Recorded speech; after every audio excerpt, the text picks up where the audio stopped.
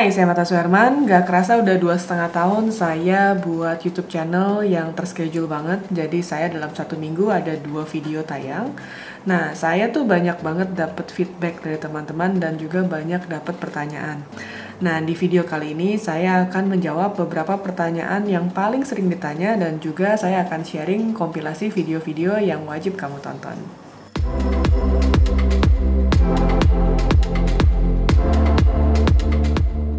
Nah, nggak kerasa udah 2,5 tahun bikin YouTube channel yang benar-benar terschedule ya. Saya punya video itu seminggu ada 2 kali. Jadi buat teman-teman yang udah subscribe dan juga udah nonton video-video saya, thank you banget. Dan mudah-mudahan apa yang saya share bisa berguna buat teman-teman. Nah, saya ada satu pertanyaan yang sering banget ditanya sama teman-teman, gimana caranya supaya bisa belajar fotografi dengan cepat. Nah, fotografi itu sama dengan skill lainnya ya. Nah, kita butuh waktu untuk belajar, jadi nggak bisa fotografi itu langsung jadi instan kayak gitu.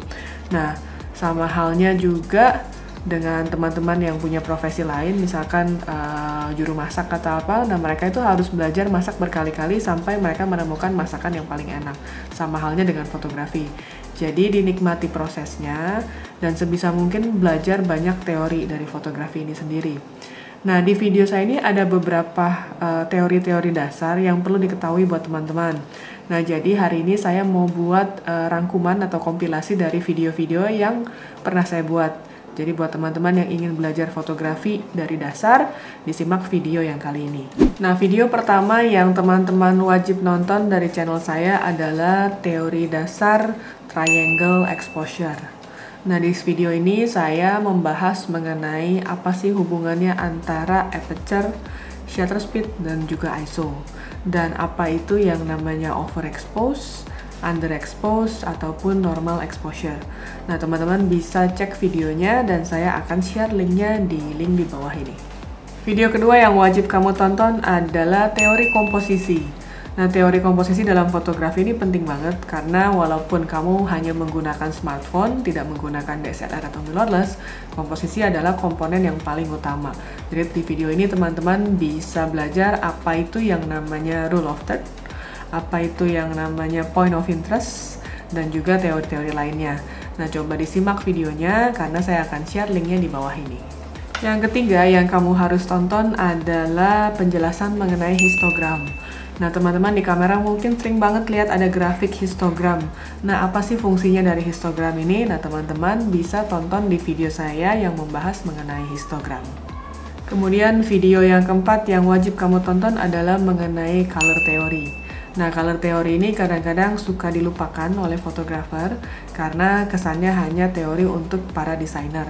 Tapi teori fotografi tentang warna ini menjadi penting pada saat kita ingin melakukan color grading ataupun membuat konsep dalam sebuah foto.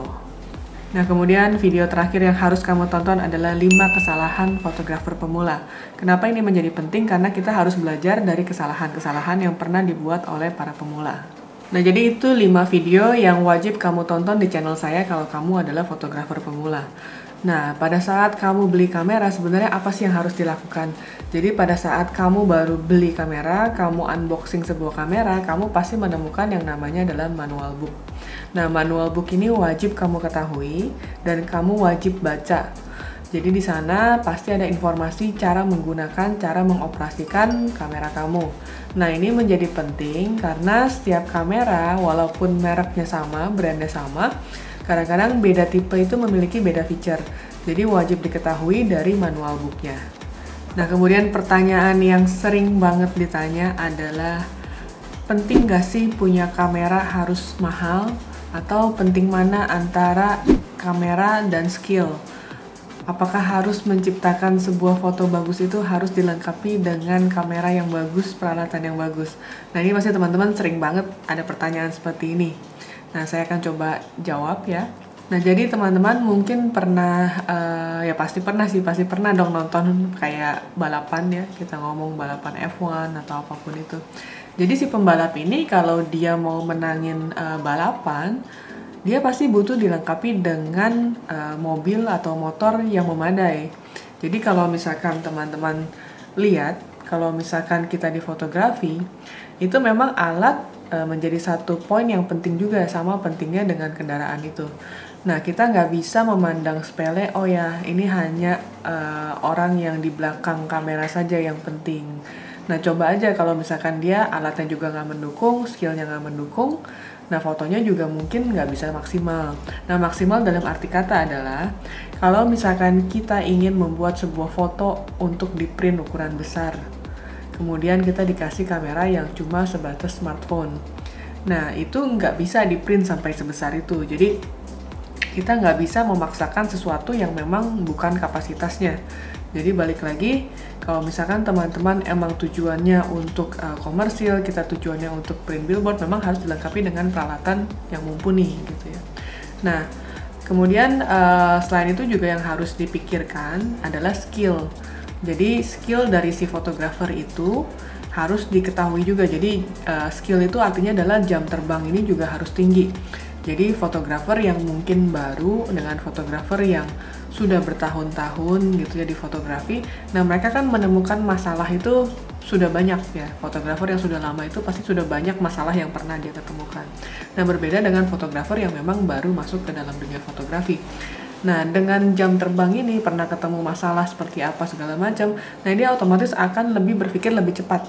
Jadi dia akan ketemu problem dan dia akan menyelesaikan masalah ini dengan cepat. Beda dengannya fotografer yang masih coba-coba gitu. Nah, ini makanya skill ini menjadi satu faktor yang tidak bisa dinego lagi. Kalau misalkan memang fotografer ini tidak memiliki jam terbang, otomatis memang akan lebih sulit. Jadi jam terbang juga perlu dipelajari ya, skill. Jadi makanya kenapa siapapun dalam profesi apapun harus ada upgrade skill, meningkatkan skill. Nah, di sana kita bisa lihat nanti efeknya setelah jalan bertahun-tahun. Jadi setelah dari tahun ini maju ke tahun depannya lagi, nah nanti kelihatan skillnya itu akan meningkat. Jadi hasil fotonya juga kita bisa lihat. Kemudian problem solvingnya, kalau misalkan dulu mencari satu settingan lampu itu kita butuh 1 jam, 2 jam gitu ya. Kemudian kalau sekarang udah sering setting segala macam, hitungannya cuma hitungan menit, tinggal 10 menit atau 15 menit udah bisa setting. Jadi jam terbang, kamera, peralatan, nah itu semua sama pentingnya. Kemudian pertanyaan kedua yang paling sering ditanya adalah gimana caranya mengatasi kebosanan pada saat kita menjalankan fotografi.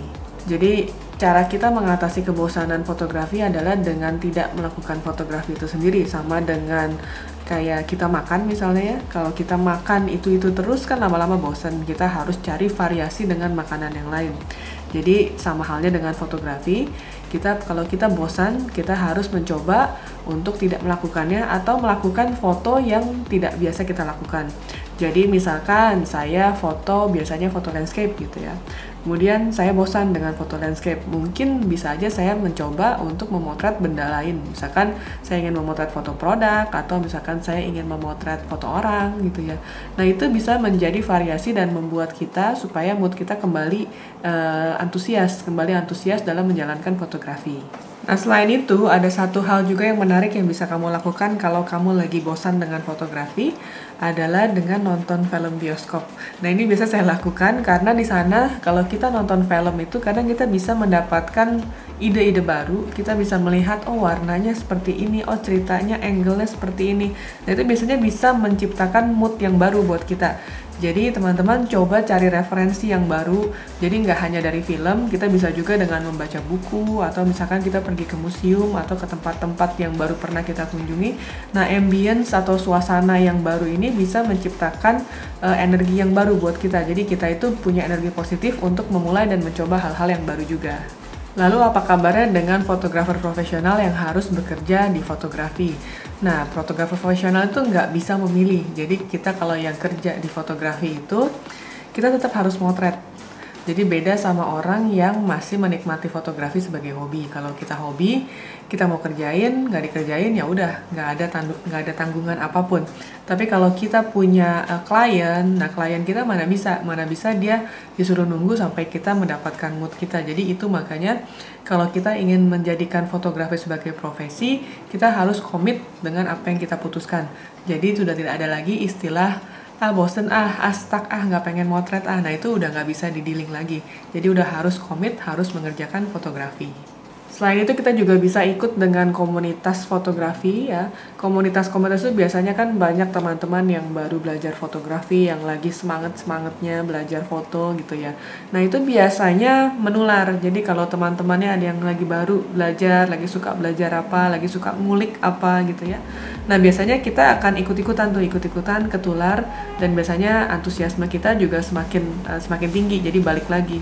Nah jadi semuanya itu bisa dicoba. Jadi teman-teman kalau yang sekarang lagi suntuk banget, lagi bosan banget main fotografi, nah coba dengan melakukan aktivitas-aktivitas seperti itu. Selain itu, untuk mengatasi kebosanan, kita bisa juga dengan mengikuti foto-foto competition. Jadi lomba-lomba foto itu banyak banget di dunia ya, di Indonesia banyak, di luar negeri juga banyak. Nah, kita bisa ikuti lomba-lomba ini. Jadi dengan mengikuti lomba, kita memiliki motivasi dan memiliki tujuan baru. Jadi kita tahu apa yang kita incer, apa yang kita arahkan ya, supaya kita bisa mendapatkan atau memenangkan lomba tersebut. Pertanyaan keempat yang banyak ditanya oleh teman-teman adalah dari teman-teman yang mulai melirik bisnis fotografi. Apa aja yang harus dipelajari? Nah, saya sebenarnya sudah buat beberapa video yang pembahasannya mengenai bisnis fotografi. Dan saya juga ada satu video yang kolaborasi dengan Gala Indiga. Jadi dengan Gala kita ada sempat membahas mengenai investasi gear dulu atau portfolio dulu. Nah, teman-teman bisa nonton videonya dari link di bawah ini. Pertanyaan yang sering banget ditanya adalah gimana caranya memasang harga untuk jasa fotografi yang akan kita jual kepada klien. Nah, ada salah satu video saya di YouTube channel saya ini, yaitu featuring bareng Gala Indiga. Nah, di sana ada tips merancang biaya produksi. Nah, saya akan share linknya juga di bawah buat teman-teman yang ingin tahu bagaimana caranya merancang harga, merancang biaya produksi. Wajib tonton video yang satu ini. Nah, kemudian selain pertanyaan tadi, apa yang harus dipelajari pada saat kita belajar fotografi? Nah, teman-teman kalau punya budget lebih, sebenarnya boleh ikut kelas-kelas workshop, ya kelas-kelas edukasi seperti itu. Dan kalau memang ingin menekuni sampai tingkat sarjana, boleh ikut kuliah fotografi seperti di jurusan DKV atau di desain komunikasi visual. Nah, itu pastinya memiliki benefit tersendiri buat kamu yang memang benar-benar ingin terjun sebagai profesional fotografer.